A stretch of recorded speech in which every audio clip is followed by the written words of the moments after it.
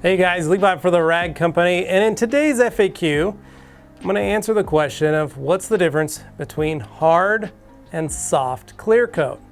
Now, this is one of those weird things that you really don't know until you get into it, but there are some things that you can watch for and note the differences between hard and soft clear. Now, most of the time, European cars have very hard clear, and many Japanese cars have very soft clear.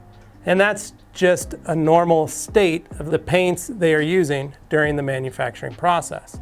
Now, on soft clear, there's one thing that you always want to be very cognizant of. Basically, if it's clean and you've wiped your thumb across it and it's scratched it, chances are that car is very soft paint. Now, one thing you don't want to ever use on soft clear coat is a microfiber pad. Let's say you got to get in and cut that. Do not use a microfiber pad. Use a wool pad or foam. That is going to be your best defense against adding more scratches. Or 70-30 blended microfiber towels, because an 80-20 will scratch that soft clear. Now, on the opposite side, hard clear. Let's say you've got an older Mercedes from the 90s that actually has very, very hard clear coat. Now, sometimes your traditional compound and wool won't break through that clear to be able to remove those scratches. Now, in that situation, you're going to want to use a microfiber cutting disc. So hard clear, you can use a microfiber cutting disc. You can also use wool, it's not going to hurt it. Wool is just going to run cooler.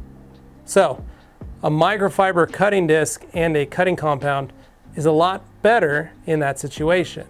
Now, there are products specifically designed to cut harder clear coats, especially those that were developed in the late 90s, early 2000s that started to infuse ceramic in the clear coats. Mercedes and BMW did that for a number of years. Now, there are other weird types of soft clear.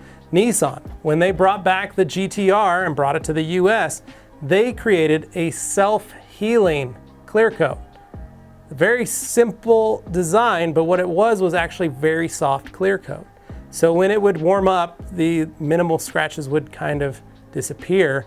So what you had to do with that was actually use cold ice water. Keep a bucket of cold ice water on hand, cool the surface, get it cold so it could harden up so that way you could polish it. It was very difficult to use, very difficult to polish. But that was the case of extremely soft clear coat. So the key is to always look at the car. Now, like we said, most European cars, BMWs, Mercedes, Porsches, things that usually have a pretty hard clear coat, but not always.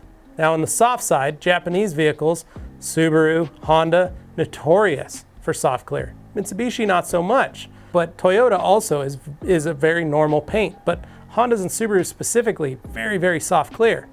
So you always need to be very careful. Now, on the soft clear cars, you can add a ceramic coating that will help provide protection as well as a hardening agent that will help make it a lot easier. My dad bought a black Honda Ridgeline with very, very soft clear.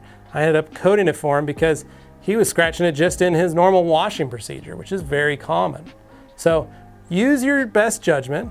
If you're going to be polishing, make sure you're using wool and foam on soft. You're using microfiber and foam on hard.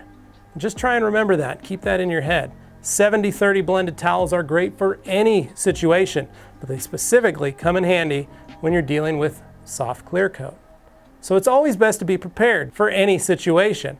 Now, most people are like, oh, I never come across a soft clear coat, so I just always use 80-20s. That means you're not polishing enough cars. I've been doing this for over 23 years, and I've come across all different types of paint. I've come across cars that have been painted variously from different companies, maybe body shops. One guy painted a door and it's very soft, and then he painted the other door and it was very hard. They painted a fender 5 years later and they used a very hard clear coat that I couldn't even break through. And so all of a sudden I've got 4 panels on a car, varying degrees of softness and hardness. So I have to change up my polishing. So you need to be very aware, especially when you get into the paint surface. And a simple test is, like I said, once the car is washed, wipe your thumb across it, clean it off. If you left scratches from just your thumb, then it's probably very soft. If you didn't leave anything, well, you got some hard clear and you can actually work with it. So I hope all this is informative. I hope that makes a little more sense. And if you guys still have any questions, feel free to hit us up at support@theragcompany.com or throw your questions down below and we'll be sure to answer them. And as always, we appreciate you guys taking the time and watching, and stay tuned for more right here on the Rag Company FAQ channel.